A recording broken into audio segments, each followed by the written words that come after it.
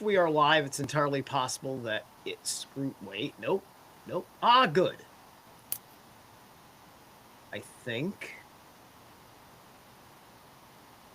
Well, that it's okay. Wait, sound is there. All right, we're live. We're live. The show is on. It has happened. It is happening.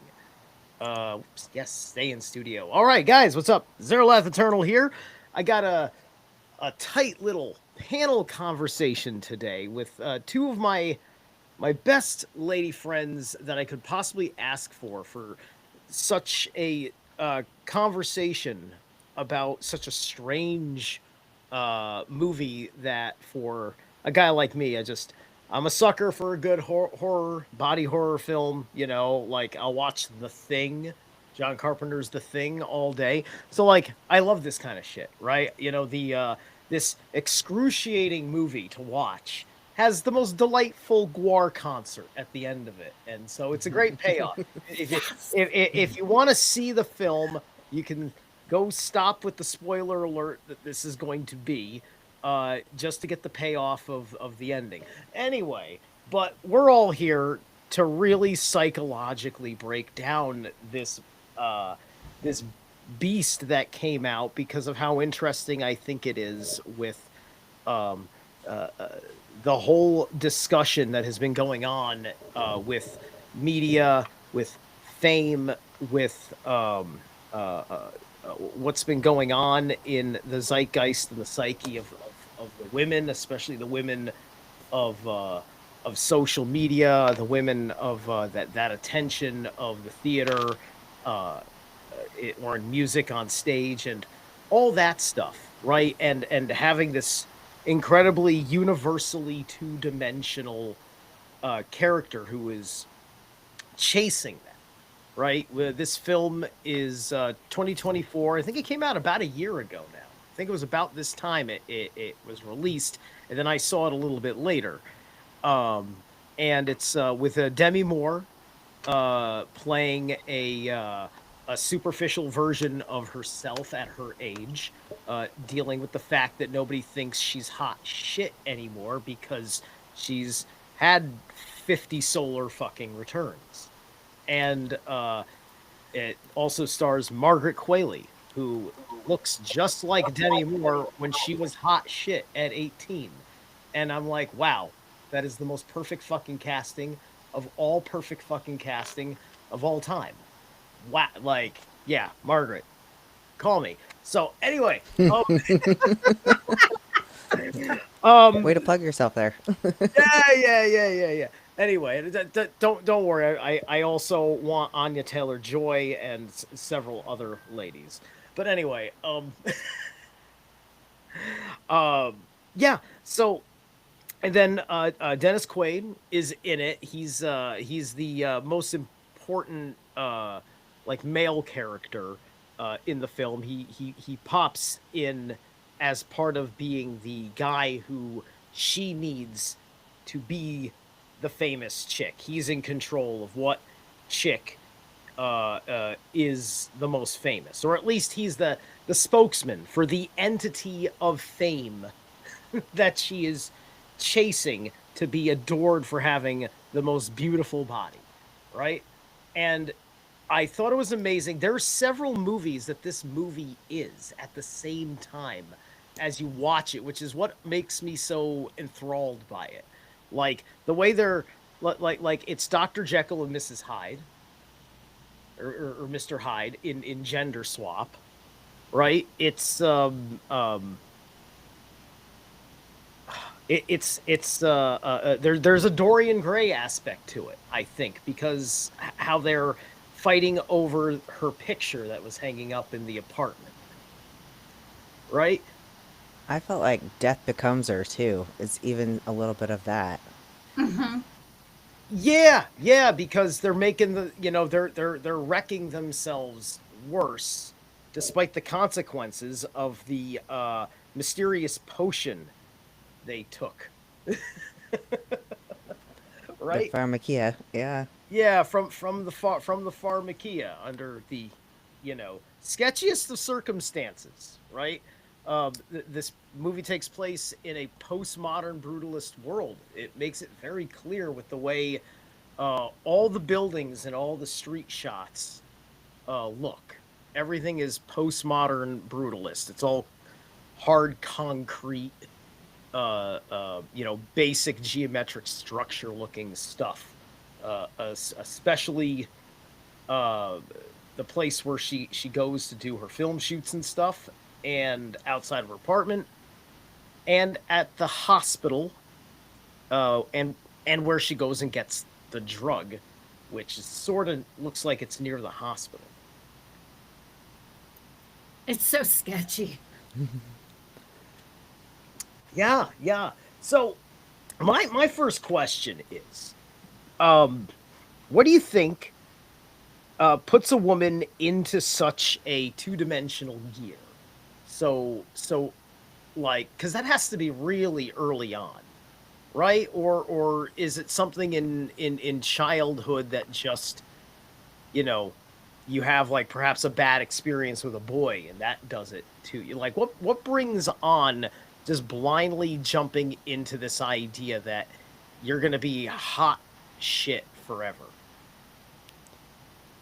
I don't know if that's that per se. I think I know, like, from personally speaking, I just was really happy to be a girl. I remember looking in the mirror when I was a little girl and, like, I loved to look in the mirror. I would go into my big sister's room. They had, like, a huge mirror on the dresser, and I was, like, post up on the dresser, and I would just look in the mirror, and I'd be like, this is awesome. I'm so cute. Like, I used to think I was cute, and I just loved it. And I loved everything about being a girl.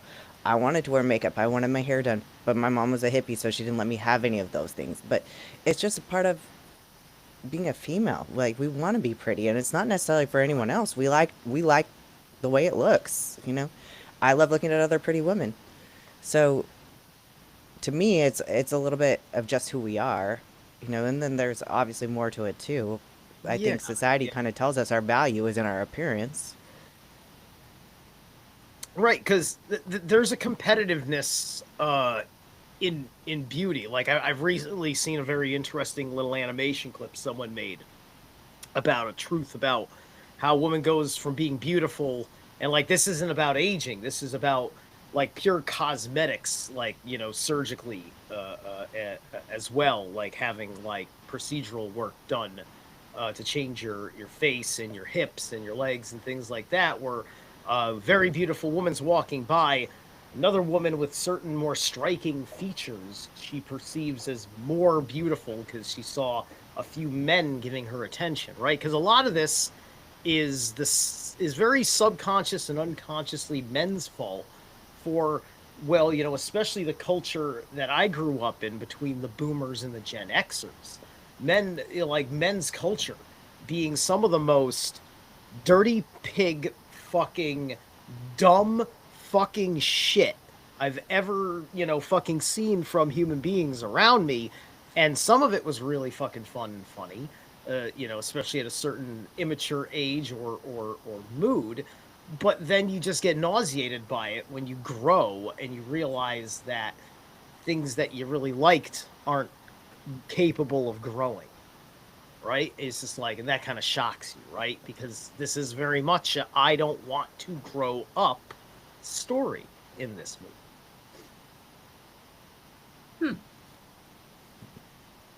Well, speaking for myself, I had a sex pot for a mother who would invariably, as I grew up, like for instance, birthday parties, would go through 3 costume changes during the course of, say, a birthday party. And she had giant boobs, and her neckline would get lower and lower and lower to the point where she'd bring out the cake and the girls are out and she's bending over. And I have photos of my friends who were boys, like, just Damn, looking your at mom the is hot. I'm assuming that her sobriety was dropping along with her. My mother did not do drugs or alcohol. She was probably had a perfectly plan. sober. So Okay. she was very much like that. And so I learned very early that, you not only had to be smart, but you had to be really super pretty and fit.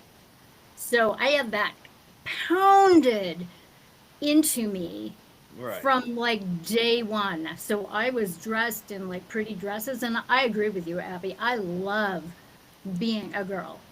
Yeah. Unfortunately, a lot of my experiences about being a girl had a lot to do with me being exploited by boys and men because of it. Yeah. And so I was always threatened with harm that, people, I've had women threaten to cut up my face, or you think you're so beautiful. I mean, just really horrific, threatening shit. It wasn't fun. And then, of course, growing up in an area where everybody is white and I am this Eurasian thing with dark skin, it's like that was a whole other problem. So it's very interesting. And my mom is not dark skinned; she's white. So it's like, that's really weird. So I grew up very confused about it. But I also grew up with the fashion magazines in the 60s and 70s that pushed a certain look. And I just remember wanting to be white, to be honest, to sort of blend in and not stand out so often. Yeah.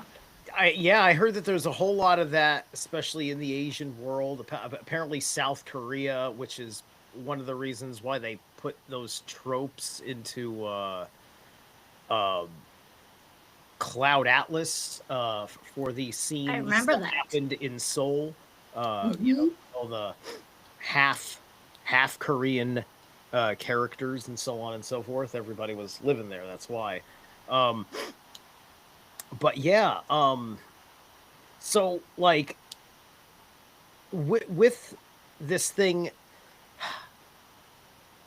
what is the woman who that like she gets into this understanding about how like the world can potentially be delivered to her, from the hard work she puts into being pretty, sexually appealing, and able to like kind of like put on the face that that like men want to see to like, because that's a lot of what it is her being able to get what men need, because they demonstrate this with the dude who's pounding on the thing like, you fucking, what the hell are you fucking doing at this hour with this fucking noise? And then like out pops Sue in her fucking tits, and he's like, oh no, actually I think it's great that you're making all this noise, actually, right? I'm just like, geez, fucking dude, like he is like they did a good job making that dude cringy. Some men are like that, though. Yeah. I mean, they have a pretty face and they lose their shit. They lose consciousness. My younger self was absolutely like that, especially because so many guys, we got no clue. There's a lot of fucking leaders of men allegedly out there that have no clue why they have fucking women in their lives. Yeah. And they confess. And a lot of women have weaponized their beauty. And I know a lot of women right now that I'm working with who are in the sex industry. They're OnlyFans girls, and they are pissed off. And they're going to get over on a dude on purpose, and they use their feminine wiles for cash, and they don't give a shit. They don't even like the guys. And the way they talk about these men who support them, like, for me, I hear it and I'm like, I cringe, because it's vicious. And I really do believe that there is a backlash in between men and women that's based on the patriarchy, which I believe is really pushed by the gynocracy. The women who really are like pushing the whole man-hating thing, because they themselves are pissed off, but they're also weaponizing that rage to their advantage. And so, I know I've had to work through a lot of my yaya gaga zazas as far as my insecurities about aging and all that kind of stuff. I stopped coloring my hair almost 10 years ago. I don't give a shit. I kind of like it. It's Right. it's Pretty. freeing, in fact, to Yeah. not get sucked up into that kind of thing. And then Yeah. I counsel a lot of women who do the Botox, the plastic surgery, who've turned into a freak show in their own right because you get addicted to it and nothing is enough. And the film really, really catapulted that one. Fast forward. Right, yeah, like a very significant scene that a lot of women have said they relate to is when um, the date, the guy, she finally calls the guy and and invites the date opportunity to him, and so she's all like getting prepped for the thing, and then it becomes the whole. She just can't. She just Yeah. can't It find her doesn't fucking work. face. It doesn't work at all, even though you're looking at it, that as the film is captured, it's just like she looks stunning. She looks awesome, right? The only thing wrong with her is her goddamn fucking finger because she's a little off beat on her new addiction, right?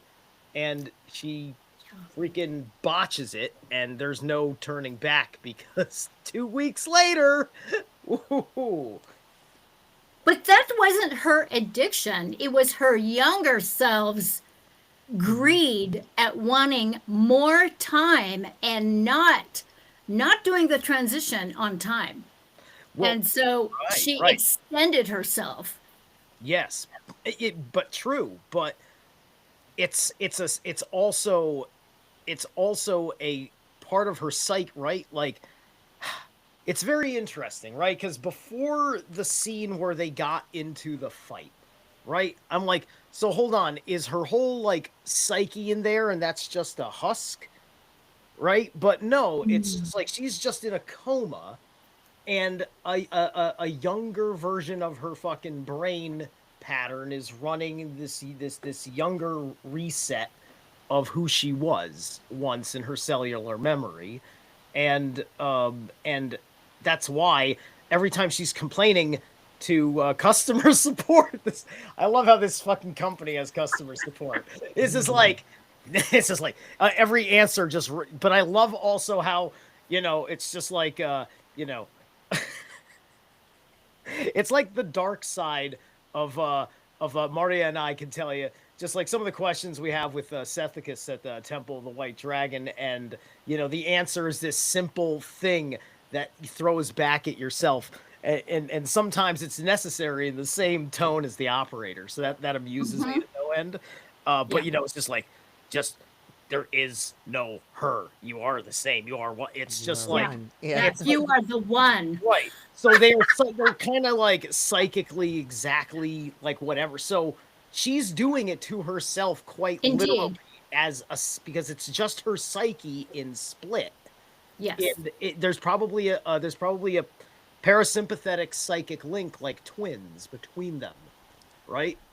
So this is almost like the show Severance too. Like you can pull that in because it is like being severed, like the two parts Yes. of you. Right, exactly. Like I said, this movie is very multi-layered when you pay attention to every detail as each scene goes by, to all the likenesses, because there's the Shining references, the direct Shining references in the film for a reason, and you can see like how like it's a psychic driving story as well, where but it's the temptation of Randy Quaid's character as the access to that world that gives her her power.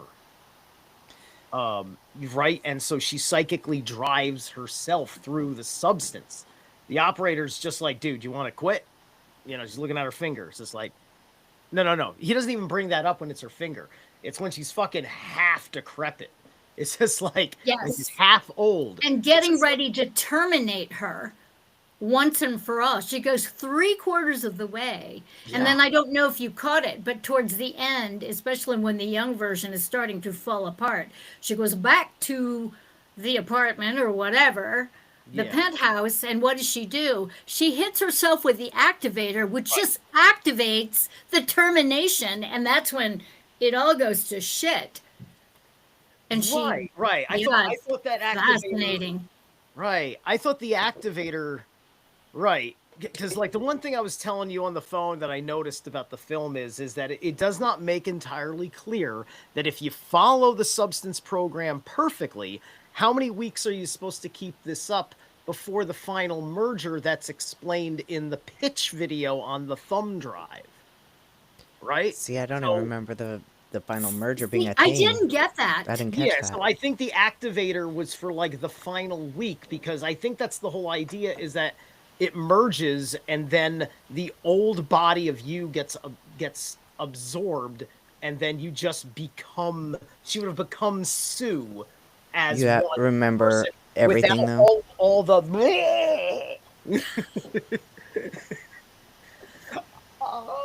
But that is so symbolic, in terms of the level of self-hate that a lot of women who indulge in the surgery after surgery after surgery and doing this, that, and the other thing, where it's like never enough. And then when it goes to shit, they still can't stop.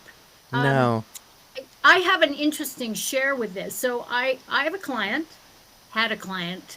I'm no longer working with her. And what really alarmed me is that for many, like say the last 3 years, she didn't want to be on camera. And I also know that she's into the Botox, she's into the fillers, but I had no idea that she had major plastic surgery. So when I had my appointment with her, we were finally face to face, she had my fucking eyes. And I'm looking at her, I'm going, holy shit. And she goes, that's right, I modeled my eyes after yours. This woman is Greek. It's like, and she looks like weird, totally weird. And I was a little alarmed. Yeah. Yeah. The lengths to which this woman, who is, by the way, a year away from 60, what she was willing to do to make it so. And it made me very, very, very sad. And, I had to like kind of back away from the sort of therapeutic relationship, because I felt like there was a line that got crossed. And I'm not sure whether I crossed it or whether she did, but it was bizarre. Yeah. Just That's like, disturbing. I get the flattery in there, but at the same time, it's not. It's creepy. Yeah, I was horrified. Like you permanently disfigured your body to look like me, and that's a compliment. I get that, but it's it not. doesn't work when it just doesn't work.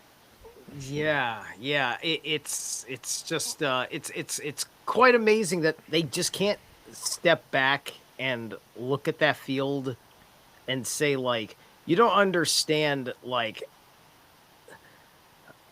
like, is she, are too many women getting positive responses from men driving this? Is ultimately that it? Because, like, as a man, I don't have some deep, like, response to people that have had, like, the work done like that.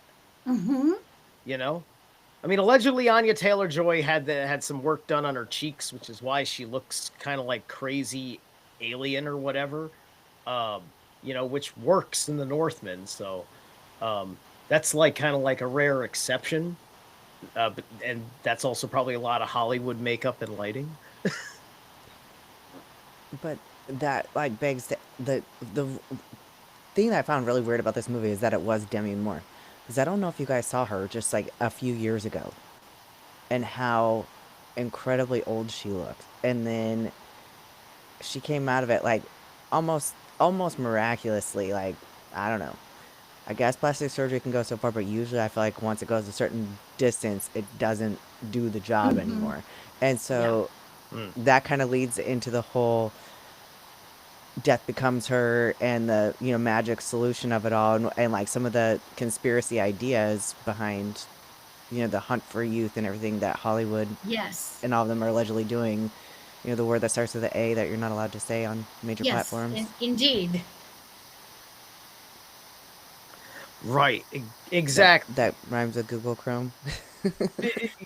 Yeah. Kind of. Yeah. Exactly. Because there is that aspect to it, because everybody wonders about things like, are they cloning the president of the United States and so on and so forth, and this kind of movie could play with that idea. It could play with this idea, like you could play into conspiracy theories. Like, for instance, there are definitely two hairs on Trump, right? There's a silver-haired Trump and a gold-haired Trump. You'll notice that, a more blonde and a more silver. And there's an orange version too, where he's kind of a ginger. It's weird.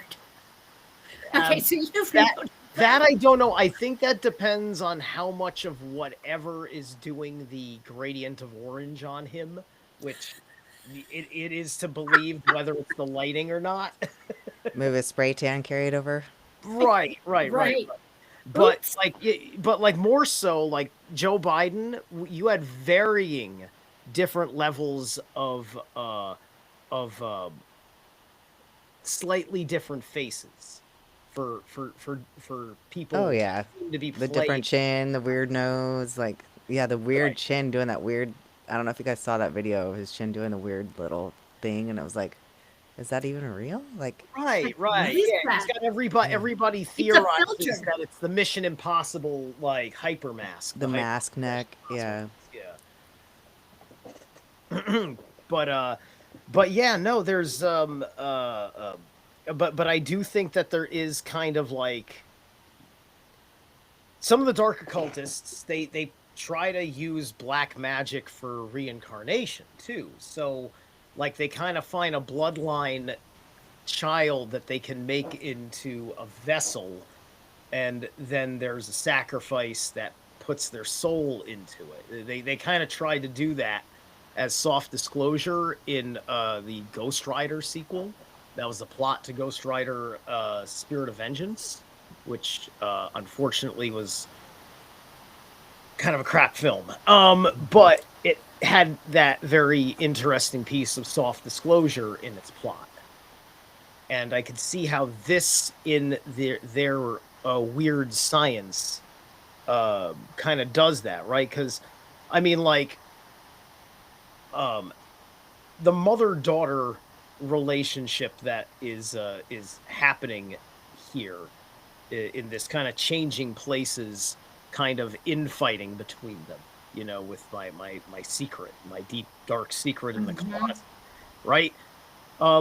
Like, do you have any stories about that kind of dynamic of mother-daughter toxicity that's like functional, like they're fighting but they're also getting something done before it destroys itself or something?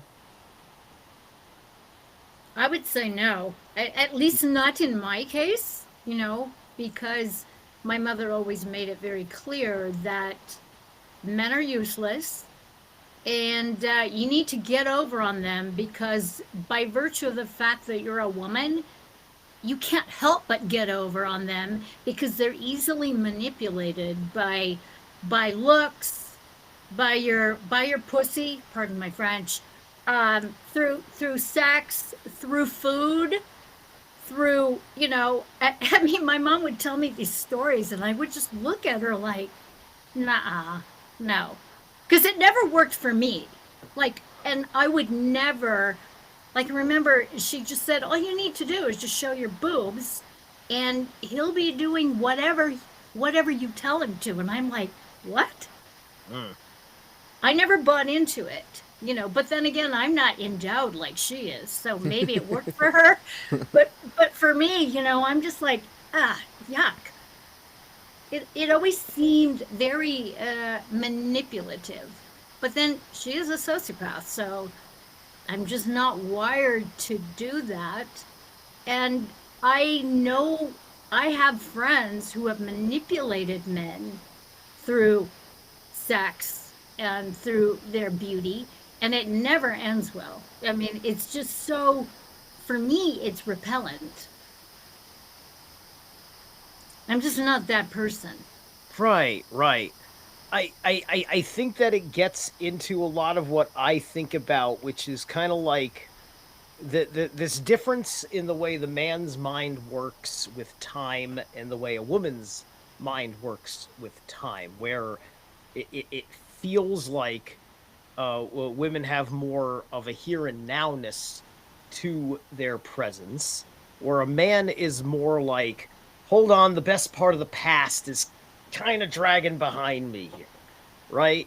It's the long memory of things where all of a sudden something pops up and you're just like, wait a minute, isn't this like the 5th year that we've been through this already? Like, don't you remember how foolish it was last time something just like this happened, right? That's what it feels like for me about certain things, and it just seems more so a particular way with women, and that which is why, like women don't seem to be into like history unless they're a woman that's into history. But because that's what I also notice about women, is that women are always, they got their one thing which is unlike all the other women, but then otherwise they're a lot like most other women, right? Because every woman's got that one thing that men do that she's into, which I think that's kind of natural.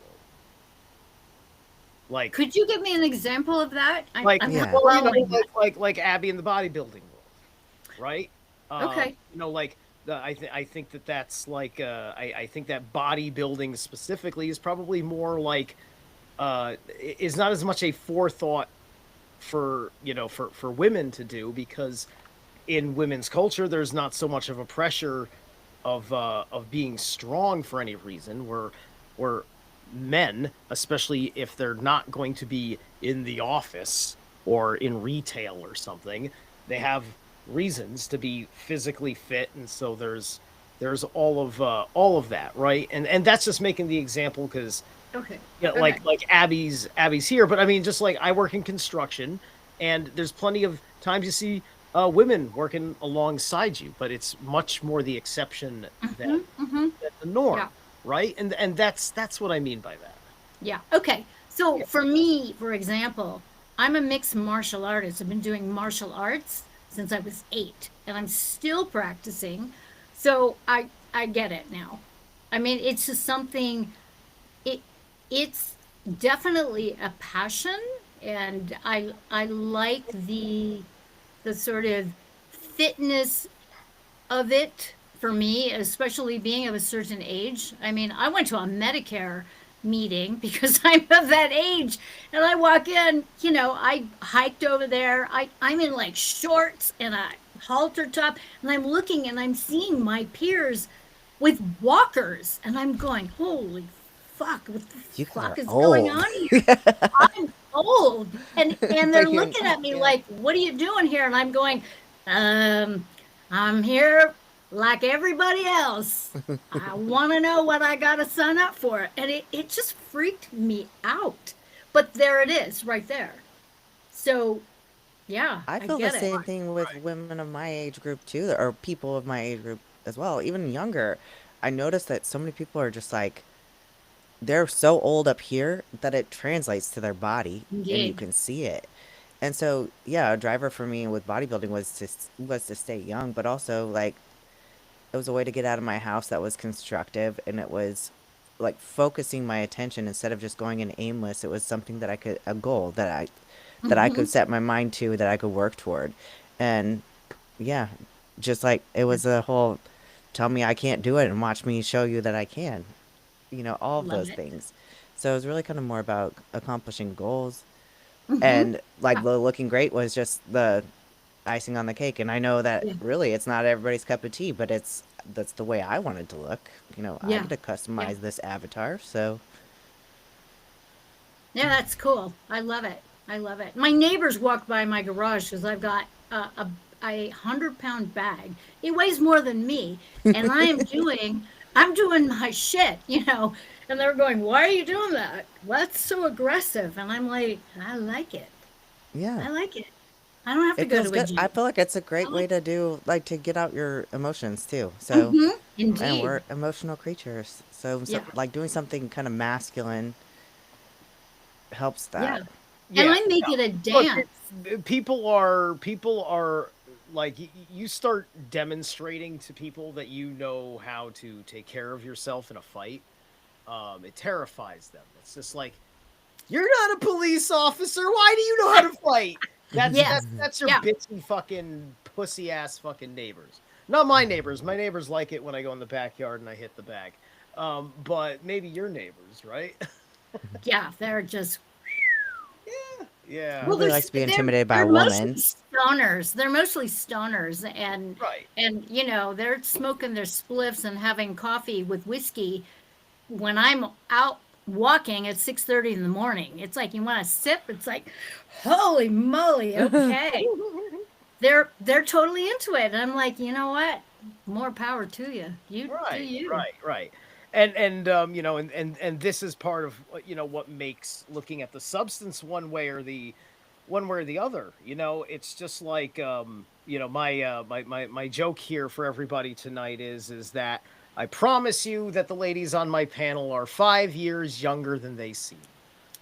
That's right. But because that's my point, because like I don't want to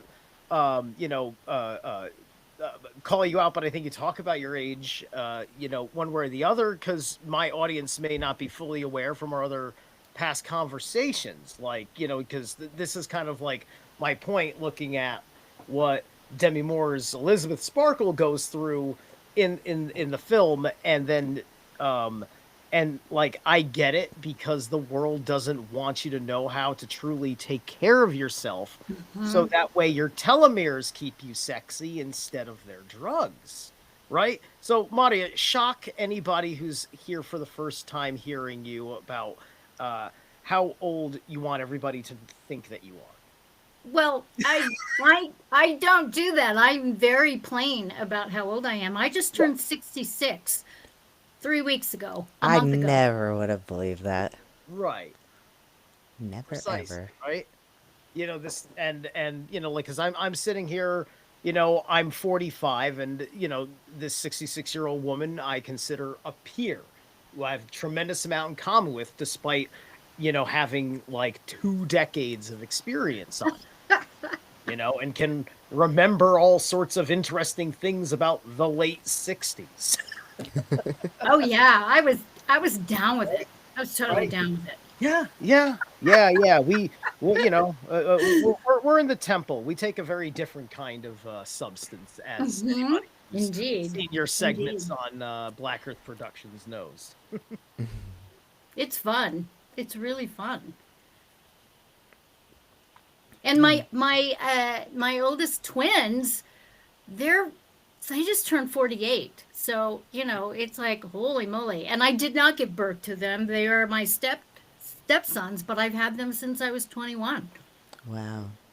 So, I did the whole mom thing and it was cool. I loved every minute of it. They did not interrupt my life. In fact, I would say I was enhanced by that, to be able to incorporate over these years the maiden and the young Mother. woman, Yeah. the mother, the crone, and also in between, I mean, I had my little whore days, and I also had days where years where I was celibate. So I played the nun, the renunciate, to just kind of level up my shit and go, that behavior doesn't work for me. I got to clean it up.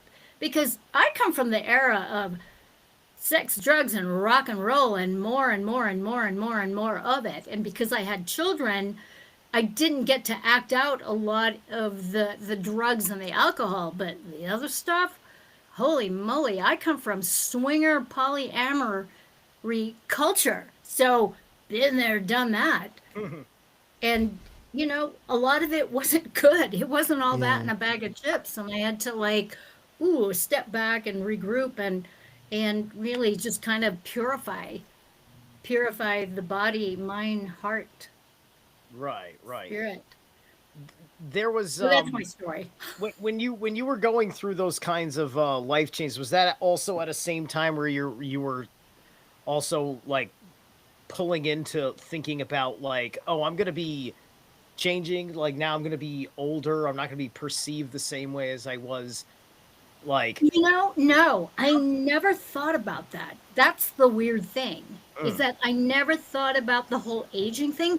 I'm thinking about it now because a lot of people that I care about have they've translated off planet, so they've died. So I've experienced a lot of death over the last 10 years where people that I was close to, and these are people that are even significantly younger than me, all of a sudden, they just get sick and they die. And so I've had those thoughts mostly because it's like, all right, well, I'm close to being 70. It's like shit, and then my friends who are older are passing away at 82, 85, 70, I'm going shit. So it's like you start, something in my brain has gone off. And I have to say that watching this movie made me so thankful that I didn't get sucked into the whole beauty industry. And I didn't take up the mantle for all the women who are in their self-hate and anti-aging. Like, I'm friendly with gravity, which is why I do my martial arts, so I like the fact that my ass is probably in a better place than it was when I was in high school, Yep. So, and I spend most of my time in the squatting position in my house. So, it's like whatever. So I don't relate to a lot of the fashion stuff. But at the same time, I'm a makeup hoe. I'm not so on fun. natural. I like having the whole deal. And I used to wear false eyelashes all the time. And I don't do that anymore. That's one thing I don't do anymore is do the false eyelashes. But I love them. I love it. And I'm a couture freak. So people will see me dress. I can be dressed in combat boots, but I love couture. I have a whole closet full of amazing clothes, and I don't care. Yeah. I don't care that I'm in the high desert. I'll go get my mail in my heels and all that, and they're all looking at me because they're all in sweatpants. Right. And it's the vitality of the skin is so huge, right? Like I think people would look up and they would just see wow, you've kept all of that vitality because anybody can see that sure you may have makeup on, but you're not, it doesn't look like you caked anything on like you're trying to hide it. I don't cake stuff on. I'm an oil girl. I've been using castor oil and Vaseline petroleum jelly since I was 12. So I slather that shit on. My guy is funny because I have him doing it now because he's totally So I'm cheap that way, but it works. I like it. Hey, why not? I just go for the aloe vera. That works too. Yeah, it's fab. Mother Nature, she's good, man. It's all right there. It doesn't have to be fancy. Yeah. But you got to get out of the city, and her whole life was in the urban world and alone.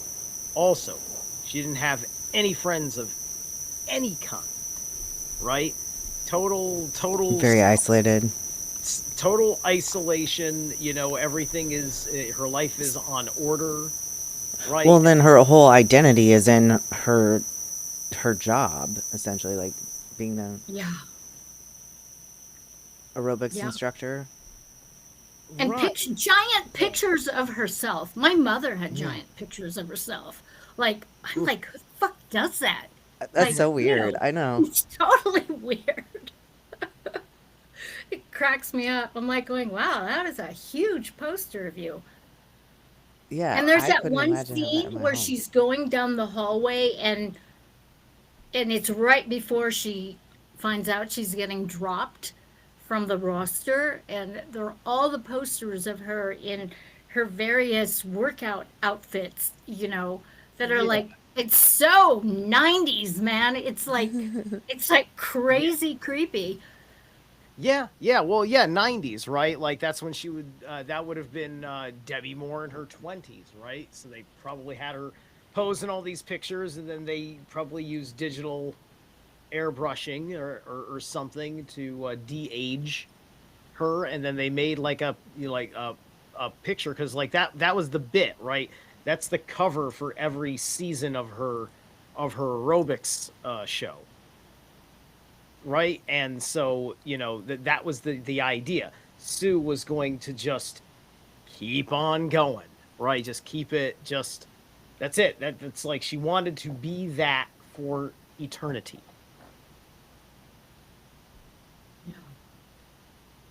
Yeah, so there's kind of there's a vampirism aspect that can be sought after, right? Ooh, that's a good point. There's the cerebral spinal fluid, though, right? This isn't about blood. This is about cerebral spinal fluid. That's what this whole movie is about, because that's the only reason why you would have to specifically go after the middle of the back like that. And isn't it weird? Because if you squeeze the spinal fluid up, it'll open your third eye. Like if you do it like during breath work and stuff.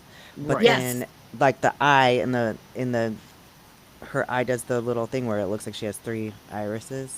Mm-hmm. Yeah, I thought that was really, really bizarre, you know.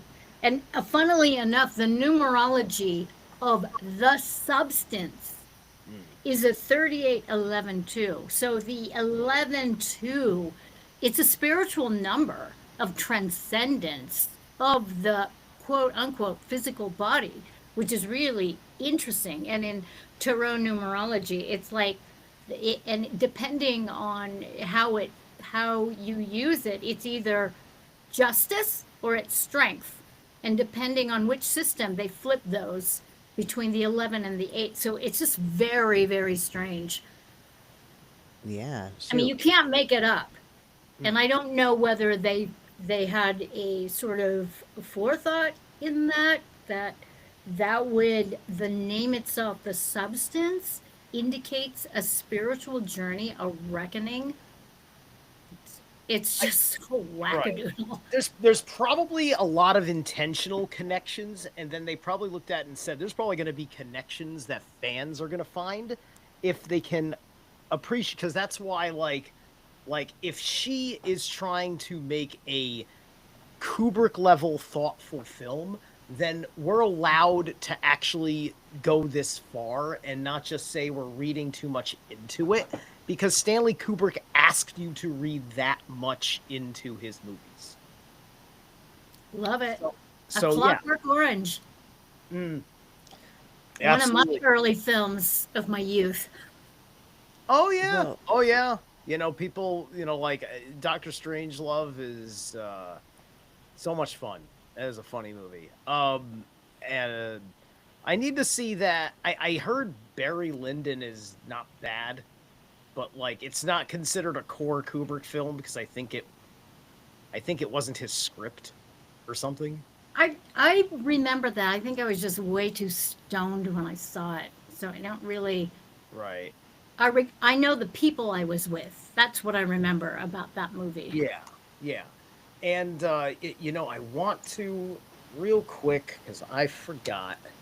I didn't drop the name of the director, who I think also wrote the film. So I just want to give the credit, because I gave the credits to our top 3 people. I didn't give credit to the director. He's a female director too. So, like, which makes sense because I couldn't see anybody else kind of doing this kind of a movie. Let's see. Where's her name? Coralie Fargit. Fargit, or something like that. And she wrote it as well, right? So this movie is like it's her movie. Well, I find it interesting that the younger version. What was the actress's name again? I forget. Margaret Qualley. Yeah, Margaret Qualley. She is Andie MacDowell's daughter, and I loved Andie MacDowell. She was the L'Oreal girl in the I guess the 80s and 90s, and she was beautiful. And she was amazing in Sex, Lies, and Videotape, which was an amazing movie of that era. But one of the things that's happening, I was actually on a podcast, and she had either been a guest on the previous one, and these ladies were so catty about Andie MacDowell because apparently she's not coloring her hair, she's not wearing Spanx at a dinner thing, and she's just letting it all hang out. And so they brought this up, and I'm like going, catty bitches, it's like, what is happening here? That somehow, if you're an actress, you can't let it all hang out. Just like Pam Anderson. Yeah. Yeah, I think she's looks like, amazing. I'm done. Yeah, I'm done with that shit. Yeah. Right. Andie MacDowell? Andie MacDowell. Yeah. Okay, I was trying to look that up on IMDb. I don't know any of them. It's Andie, okay. I believe. Andie. Okay.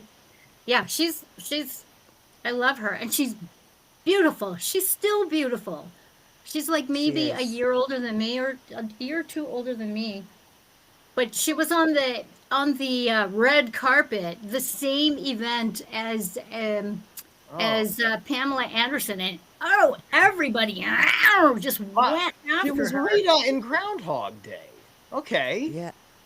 And that's the main chick in Groundhog Day. That's awesome. Okay. She's in that Angel one with Right.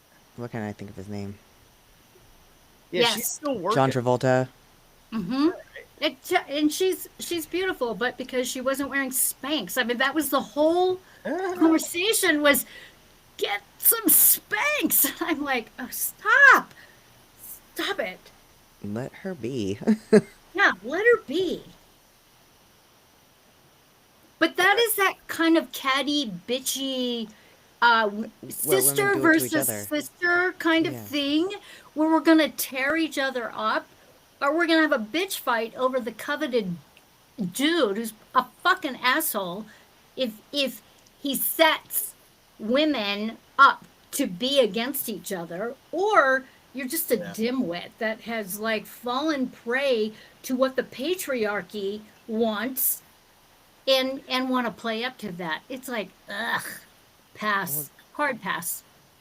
Because that's what, because I feel like that was kind of a big theme of this too, or it's something we just see in society, but like aging for a man, it elevates your status, but aging for a woman does the opposite. It's like, like you become invisible as that happens. It's almost like, indeed, like this is what you have to offer. Even if you have more to offer, like you're almost not taken seriously unless you have the Spanx and all the little things, and that's even by other women. It's probably especially by other women, really. It is by other women, absolutely. And because that I can actually tell you that I dress up for other women. I don't dress up for men. I relate to that. Yeah. Yeah. And you know what I've done? In fact, I got a cop to this. It just occurred to me. I was just at a party, a Friendsgiving party. And so a lot of these women are my age or a little older. Okay. We have no maidens in the group other than our daughters or our granddaughters or our great granddaughters.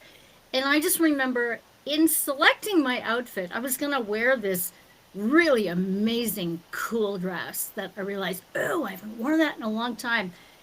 And then I was going to go there, and it's, it's like my shoulders were going to be out. And at the last minute, I put on a black suit. And I was like, I was kind of appalled at myself. But then I realized, oh, I know I'm doing this. I didn't want my sisters to feel weird. Like, I just kind of felt like, okay, that's a little, maybe if it was a date with my guy, that would be appropriate. But I sort of Yeah. felt like for Friendsgiving, it was too over the top. So I edited myself. And I don't have a regret about editing myself, but I've got to own it. It's like it occurred to me as I was getting ready to leave that, oh shit, no. Okay, this is no go. Because we care what they think more. Right. Because the men don't care. They're not really noticing that kind of stuff. No, It's like some of the it's guys showed up in gym shorts, so it's like whatever. Men are not Yeah. as kind of like collectively conscious like that, right? Yeah. That's not like where Some we're. of them are, and that's really weird to be interfacing in It that is. because I have a couple of friends now, mind you, they're gay that have gotten like pec implants. Like what the fuck? And a butt lift. Like what? Like you can go do those things yourself, you know. Yeah, exactly. Go to the gym. Yeah. But Right. and I was like asking about it. In fact, it was funny because during one of the parts in the movie where it's Sue who's doing her little gyration thing, and then the thing in her ass just Yeah. like kind of. Right. So I was kind of relating that. I'm like going, oh, I wonder if that's related to a butt lift implant or something. Mm. Like, Yeah. Right, right. Like, Yeah, well, I I think forgot it's about kind that. of like playing off of like just like kind of like a fear. I think it's just kind of getting mhm, into Elizabeth's, which is also Sue's kind of like one of her little like unconscious fears about like maybe she ate too much and there's some fat going to her ass, right? Because the film does a very clever cut, which they I do it know. all the time when they're cutting to a dream sequence and trying to catch you off guard, right? And the previous scene, Elizabeth is getting ready for to give power back to Sue, and she's fucking pigging out. She's Yes. pigging out because she Yes. wants to transfer some sort of suffering she doesn't want to deal with, right? Unconsciously or whatever, right? Because she doesn't understand how she's not respecting the balance either. Because not at one Right. point in this film, while while things are a little out of hand, does she think, "Oh, let me write a letter to myself because when I'm Sue, I might forget because I'm Hmm. being a fucking little bitch." Right? Because Yeah. I was a little bitch when I was a kid. If I was doing the substance, that's what I would do. I would write myself love letters. Okay? Well, and didn't she pull out a drumstick? She Yeah. pulled out a drumstick. Yeah, it was Yeah. a drumstick. What the fuck is happening? I was like, oh wow. Okay, I had to pause it, and I sat and contemplated that, and I took notes. And I'm like going, holy moly! It's a full-on drumstick with the skin on it. I know that was so bizarre. I was like, okay, this is like the whole epitome of body horror right here. I feel like. Yes. Right, exactly. And, it had to be a drumstick, right? Because, like, by the time you get to the end of the film and you get the monster Elizasu, that's like her Elizabeth. skin texture was that of fucking cooked, like, turkey Yeah. and chicken skin. Yeah. Yeah. Just With like- the bumps. Yeah. Oh my Right, God. right. Holy And shit. and it's an interesting idea because I think we have seen a lot of this idea of like when a woman is trying to do this kind of thing, right? Like people a couple years ago were looking at the whole like thing with like Madonna, like was out there in concert and she was out there in some not so flattering stuff for her oddly large ass. And people are just asking, oh, what am I looking at here, right? Because everybody is being it's just like you're watching an old lady who doesn't realize she's not like a virgin anymore. She's not the maiden anymore. Right? Because I think Madonna is kind of a target audience. I would assume, from everything I think I know, everything that everybody thinks they know about Madonna, she's probably an Elizabeth Sparkle. Indeed. Yeah, she had that. And she's a year older than me. Pandemic where she fucking looked Asian, right? Like she. Oh yeah. Her head looked completely swollen and weird. That was weird. She shows you the work she gets done before it's healed, but she doesn't tell you she got work done. She just lets people run with crazy conspiracy theories that like she's done something more extreme, and then the end result doesn't look much better anyway. I have to say I'm disappointed in her because I think I have this expectation because she had always claimed to be about women's empowerment that she wouldn't get sucked into all of the hoopla around aging, ageism, and I expected her to be a role model for graceful aging and to just be with it on that. And then she turned into the complete opposite, which for me, I was like, yeah, not so much. But then there are different actresses that are like really aging gracefully. Monica Bellucci, who's my favorite actress of all time, Italian actress. She's not doing any of that shit, and she just turned 60 and she looks amazing. Right.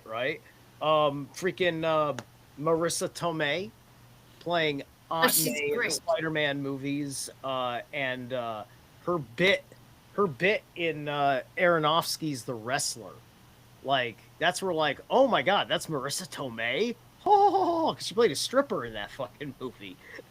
So yeah, she's you know like perhaps it's a bad example because she played a stripper but she pulled it off. So I mean. And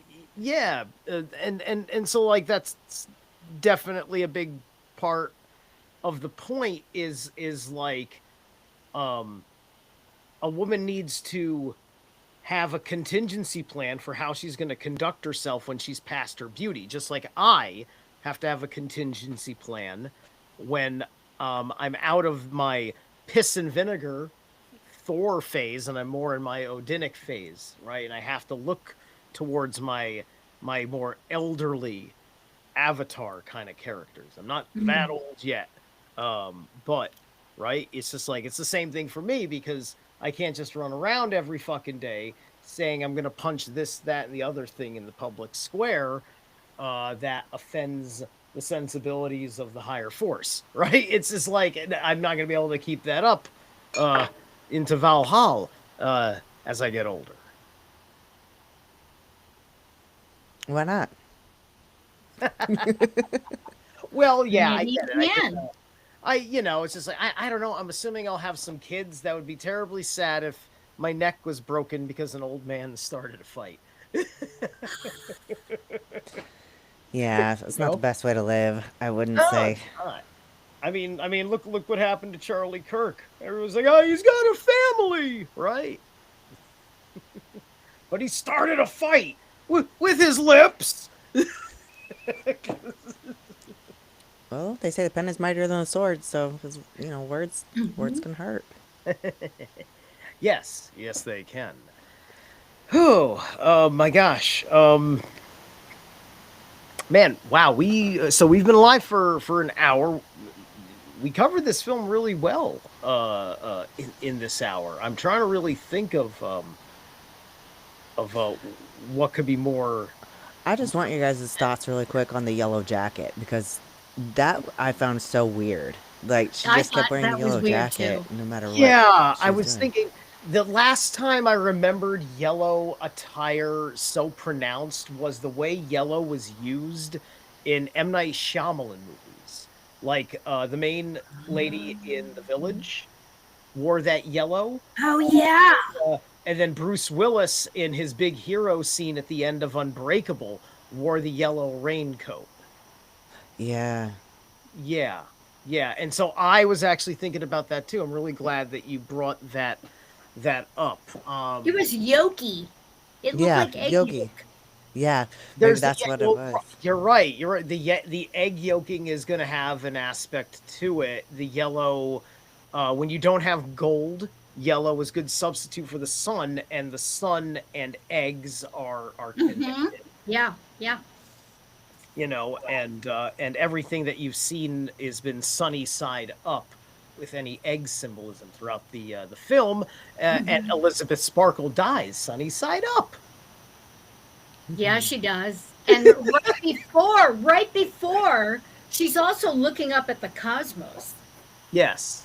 And it's smiling. Like, and smiling yes. And right, like, well, that also can make sense. Like, for one thing, she's got about this much brain matter left because she's a slab of pancake on the floor, right?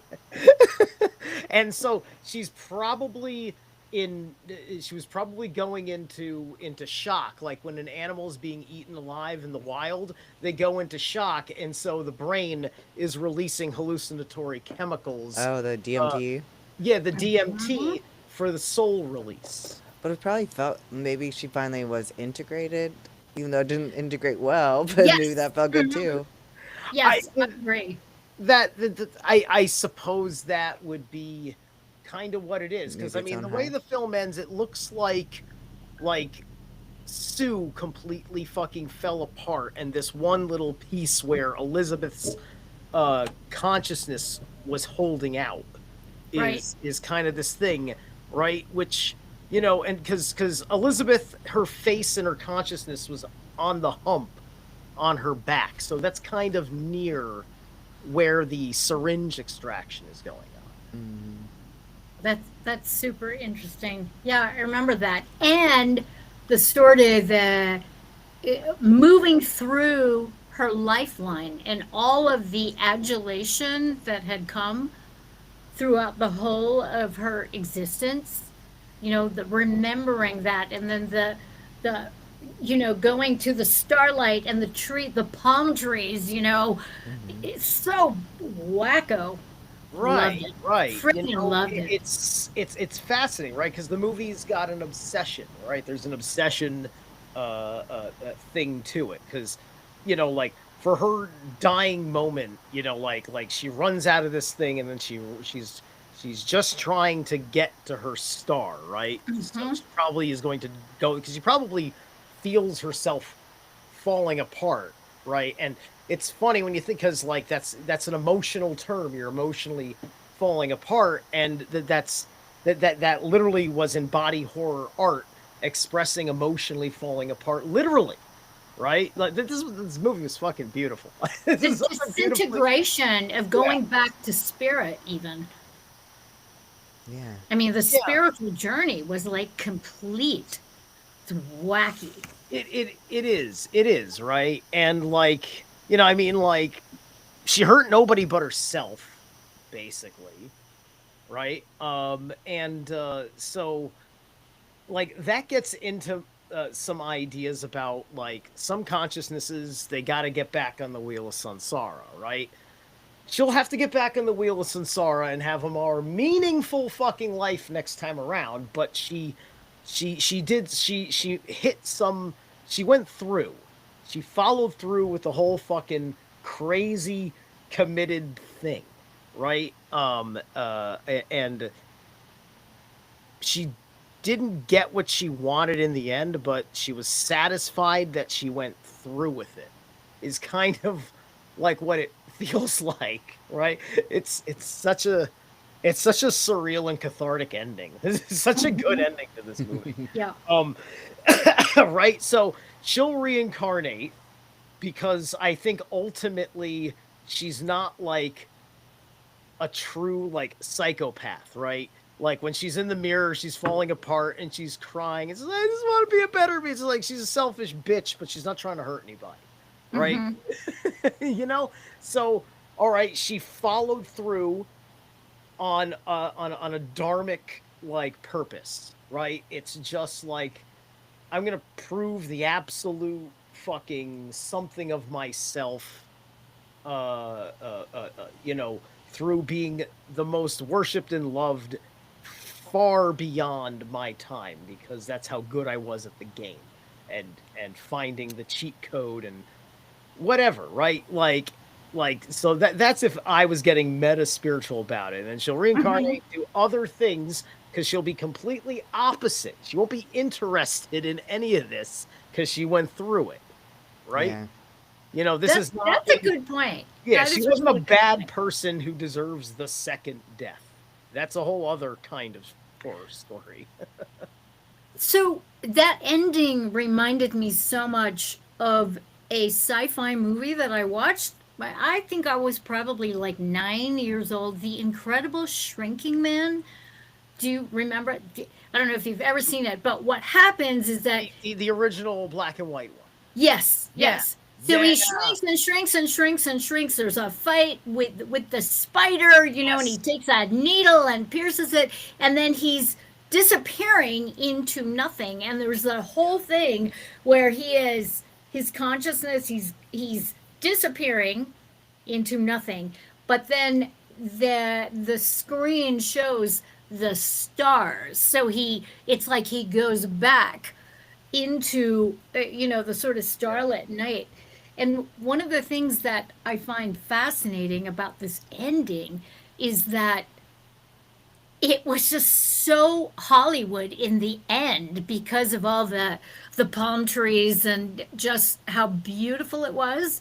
And having spent a lot of time in La La Land and knowing that view when things are really peaceful and you're at the beach and there's no lights. I thought that was like really cool. And I was like, I, I just sat there, just sort of mesmerized by that shot that I kept going back to it and just kind of pausing it and just kind of staring at it. I don't know. Could have been a trauma response to the 2+ hours of like getting sort Yeah. of jarred. And especially with the bitch fight. I don't know if you caught how the Demi Moore character was in bliss that she was getting the shit kicked out of her by this young version of herself. Like it was really, really, it was hardcore that she hates herself that much Right. and she needed it. She needed to get the shit kicked out of her. Right. Yeah. Wacky.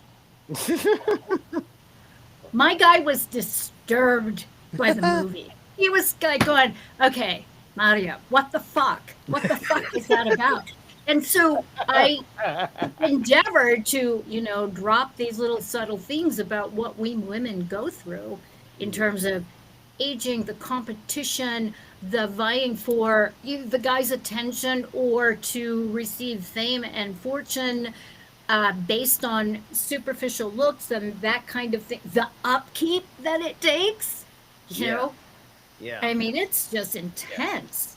And it's interesting to see like what you go through. Like you have like Demi Moore as her beauty is being stolen from her. You know, her personality naturally, because the allegory of the film is getting uglier and uglier. I mean, like my favorite scene is when she's in the full crone transformation with the arched back and the fucking hair is gone, and you're like, oh my god, I was waiting for when we got to this train wreck level. All right. And everybody knew it was coming Quasimodo! because everybody knew it was just like, oh shit, she's fucking 3 months? 3 months! So everybody knew Demi Moore was gonna come out like gnarly, right? So, like, fucking the pervert next door is there while she's heading out to get the fucking Terminator. And he's like, fuck off! I was just like, That was good. that was so satisfying to watch. It was satisfying. I think I played it 3 times. I ran it back. I'm like, oh, dude. Yeah.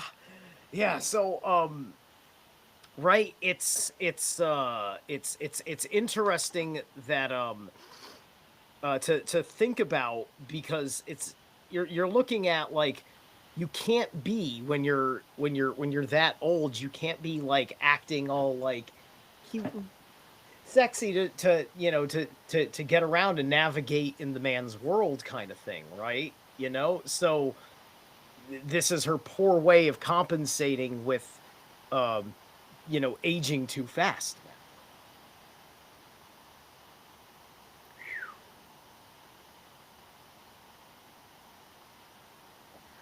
So yeah, that like so that just gets that gets me thinking about, like, how the aging process can change the personality in such ways because of the dramatically different relationship you have with your body. Yeah. And I see how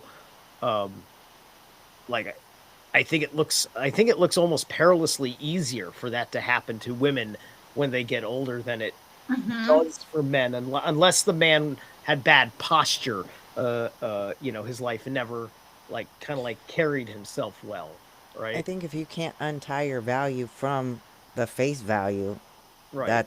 that's when it happens. Because at some point, you have to realize your worth, and your worth isn't external. Yeah, agreed. Yeah. Just taking a peek in the chat. It's slow in the chat today, but Nicholas is here, Cosmic Lycans is here, Howard is here. Some of these guys are tight with me, a lot of wrenches. Zolero is here, and Steven the Jupiterian. I've seen him around once or twice. Nice. Yep, good to see you guys. Right. Let's see, looking at the great array of light video. Okay, yeah, probably he's talking about Madonna. When we were talking about Madonna earlier, Ray of Light. For a contingency plan for marriage divorce. Man of that. Okay. All right. That's my favorite album. Ray of Light. Yeah, that's kind of like where she came back. Like that was kind of like the beginning of her cougar phase, wasn't it? It's when she found Kabbalah, actually. She got into the whole Jewish is that when she mysticism. that's when she found it, right? Because I know the Kabbalism was there in that initial music video, and it became kind of conversational. Yeah.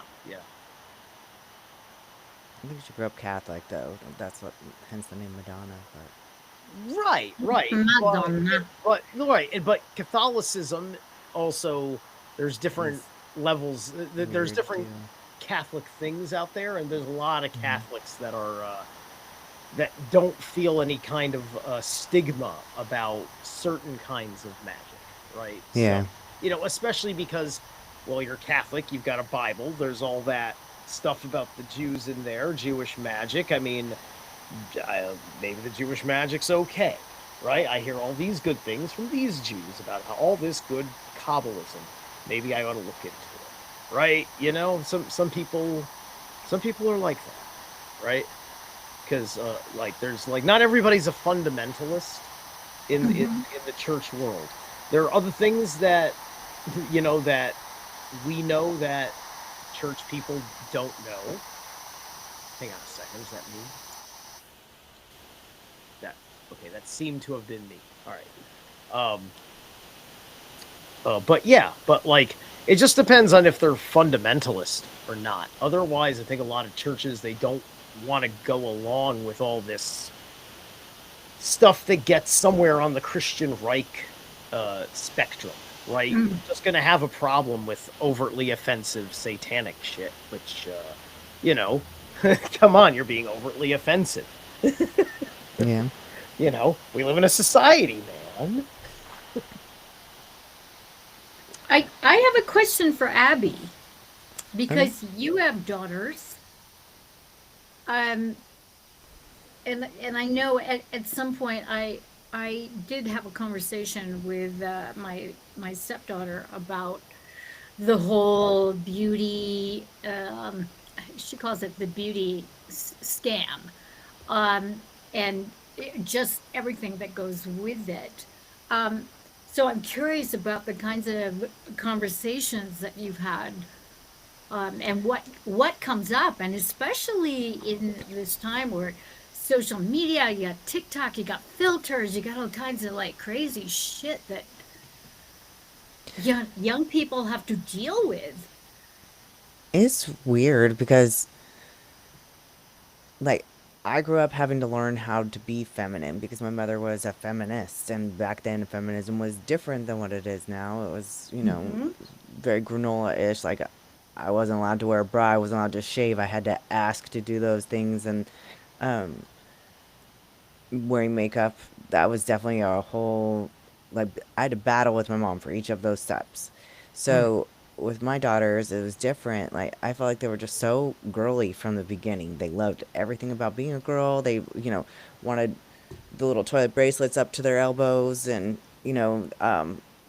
wanted the little fake makeup kits. And my daughter knew how to do her perfect makeup when she was like 3 years old. She could just sit there and, like, she knew where it all went, and the other little kids would come over and they would, like, paint their whole entire face like a zebra. But she was like, they don't even know what they're doing, mom. It was just the funniest thing. But now, as they're older, they're still very feminine, and neither one of them wears a lot of makeup, but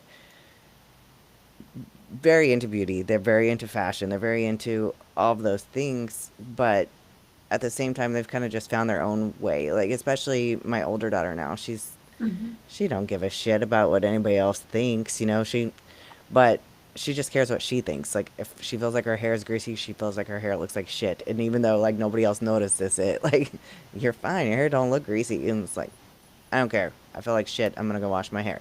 My other daughter, she won't go anywhere without, like, doing her hair first and all of the things. And I don't know. It's weird because I know I was probably the same way to an extent, but I felt like I was just helping, like, the things that I trying to help because I felt like I was awkward forever. And then both my daughters, I feel like, are just very pretty anyway, so they don't need a whole lot of help. Like, Hmm. so Hmm. it must be nice, to be honest, but Yeah, cool. I don't know.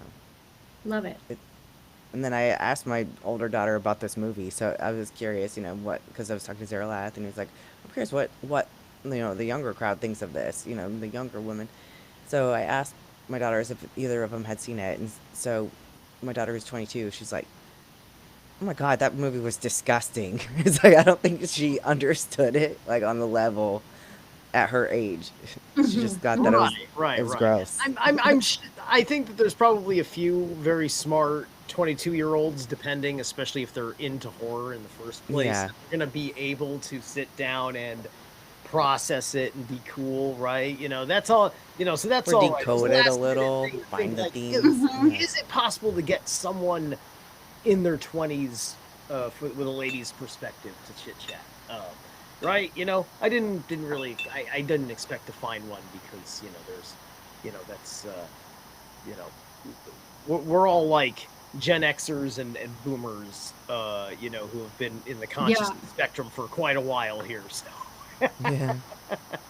I think one of my OnlyFans clients would have been inclined, but I didn't go there. because only because I know her and she's just like "Rawr!" She's really down on dudes and wants to capitalize, on it. Yeah, that And just the way happens. she speaks is like, yeah, yeah. She goes, "Ew, it's so pathetic." So and she's taken my comment about learning to roll my eyes without moving them, that she's saying that now, and I'm just like going, Jesus, okay, I'm not a good influence on that one. But I thought about it. I'm like going, that would have been something. But so, I'm so this is glad. a client of yours This is a client of mine who is who on is an Hulu. OnlyFans girl, Gotcha. And one of the things, and she doesn't mind, she wants me to tell people, send them to my page. Yeah. And I'm going, I'm not doing that. I'm not doing that. She goes, okay, well, talk about me then. I don't care. She likes it, But she's so vicious in her emasculating men. Like, I can't take it. I'm harmed by it, and I've told her, and she goes, you need to like own your shit, mama. That's what she says. Does she just like emasculate like just any guy, or like no, the guys that pay her for whatever the fuck she does, I've never been on it. I mean, I just can't. I can't. But that's the way she treats all of her clients. That's her attitude about having an OnlyFans thing, that she's gonna laugh all the way to the bank. Right. And, I'm like, okay. But interestingly enough, the reason why she's working with me is because she wants a healthy, loving relationship with a man. So you can see where this is like, whoa, okay, there's no intersection happening. You got two different things going in two different directions. And so she was very conflicted, and she'd be the first to talk about it. Right. Yeah, and like, it's one, like, she could easily enough find a man who thinks that they are cool with her being like an OnlyFans person like that. And there may in fact be plenty of guys out there that actually would be, but that's a whole conversation. That's a lot of assumptions. You really gotta, get to know the person, not just what's on their mind, what they're gonna say, but like what their temperament generally is, and they're gonna pass X, Y, and Z tests for what you're, like the kinds of things you're gonna be like showing and saying to all these gnarly men out there that it's just about their money, and you like, I think as a woman too, though, you couldn't respect a man that would respect that. Like, at first, maybe you want to hear that they would, but you're like, no, you should be wanting to just take care of me so I don't have to do this. So that's, I think it gets into that. I've seen it because one of my best friends is a OnlyFans girl. The phrasing of that has become politically incorrect because of the third wave feminism narrative that dominates a lot of things, and I think that that's part of the problem, because it, like women have been conditioned to believe there's a chauvinistic intent in that statement, and thus also in that as a clearly verbalized expectation in a relationship, right? So like this is kind of like part and parcel of like, people are asking the question in social media or something by the women, like the I guess the single women or whatever. It's just like, where are all the men, right? If wherever this dry spell of men is for these particular women in their life, it's probably coming from a whole lot of men who haven't done half the things that I've done, and I'm not saying I'm an example of anything, but I'm not in some weird, I'm not going to, have relationships with women. It's like these are my friends, folks.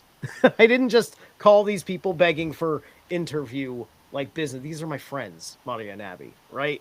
And not a whole lot of, doesn't seem to be the hell of a lot of young hip podcasters out there that have fucking serious relationships with professional women doing their thing. There's a number that I can think of, but we're all on the fringes, while television people seem to be really bad at.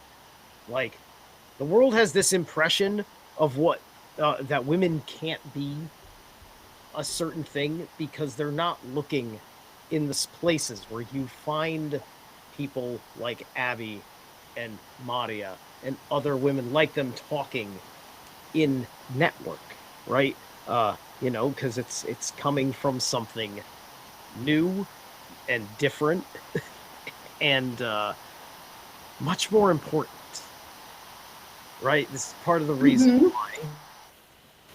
Part of the reason why, we are here, because we see a film like this and what it does about informing consciousness and continuing to have the conversation about it honors the message of the film when one can see that there is the good to be had from everything that is elicited in the imagery and the storytelling, right? And I think that we've kind of I think we've nailed everything that I think really needs to be said about this film and the subject matter. I think everybody has a really strong understanding of these things. I got my core questions out, things about like the aging transitional mindset and all the differences that one has to make in their life, touching a little bit on where that is for men. And then like I was just saying a second ago, as a last thought about like, oh my God, where have all the men like gone? Right? It's like everybody I think is really deeply.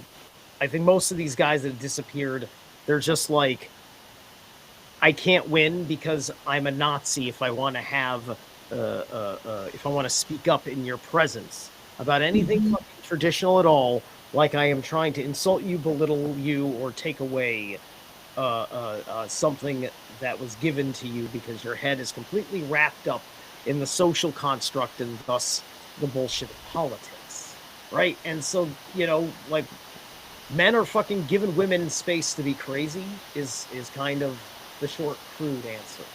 And waiting for the women to be sane again if they're really serious about, men and what we are. Agreed.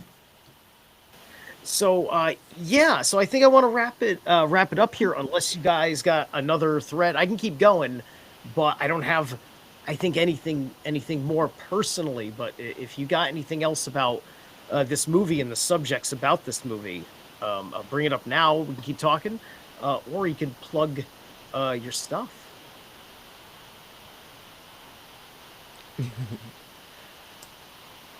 Well, you can find me on Secret Side of Good Guys most Fridays. So sometimes we randomly will podcast on a Saturday instead, on YouTube. So that's pretty much where you can find me usually.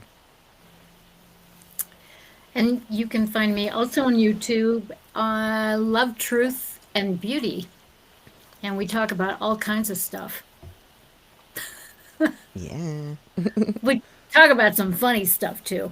Yeah, it's cool. Oh, right. That sounds really good. And like, do you have any do you have anything in bodybuilding coming up or anything like that either? You want to? No, because I just found out that my spine is broke, so I'm kind of like. Oh, that's Yeah. right. You still got the you're still like right. I remember. It's an old injury, but apparently it's been there for a while. But I started getting neuropathy in my foot, so I started going down just the chiropractor and found out that my spine has been broken. And then I went to the doctor, and now I'm going that whole route too. But Right. Oh, just wow. yeah, it's Yeah. more about like, so this is where like aging is a fucking deal because I don't want to sit there.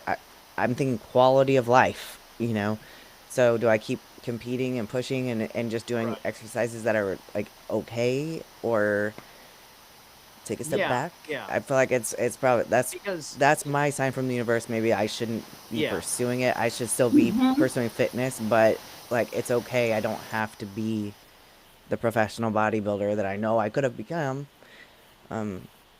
kind of probably have to let it go, and that's okay. I mean, I don't have to, but that's what I'm choosing to do because I would like to have quality of life. I would like to be in my 60s running around like nothing. So, Yeah, and it's the spine and youth, right? Like spinal flexibility, like that's kind of like central towards the longevity practices of yoga. They talk about how that spinal flexibility, because the spinal flexibility clears the ease of flow for the cerebral spinal fluid to keep lubricating all of the joints and keeping and it conducts the energy system. yeah. Yes. All right. Well, that's awesome. kind of Well, where I'm at. I hope you get the healing solution on that. It sounds like you'll need the right kind of surgery, an actual surgical need, maybe Well, required. I'm hoping not for that, really. I'm just hoping that it, Well, hey, meditation listen, and my whatever else, chiropractor has worked miracles on me. I can shred again. I can sleep without my hands falling asleep and everything else. So, like, it's been a very long road of discovering injuries I didn't know I had for years myself, right? And so those are nearly cleared up. That's awesome. Good. Yeah, See, that gives me hope. exactly. Just keep discovering the truth about you, in this particular case about your physiology. Yeah. All right. So thank you, everybody. It's it's been quiet in the chat. I didn't see any Thanks, secret Zerilath. society people pop up or anybody, and that's okay. That's okay. This will be up for all time or until the censors decide that we crossed the line. All right. Thank you, everybody. Thanks, Abbie. I want you to It's good to have see a you. good night. I hope that this doesn't cut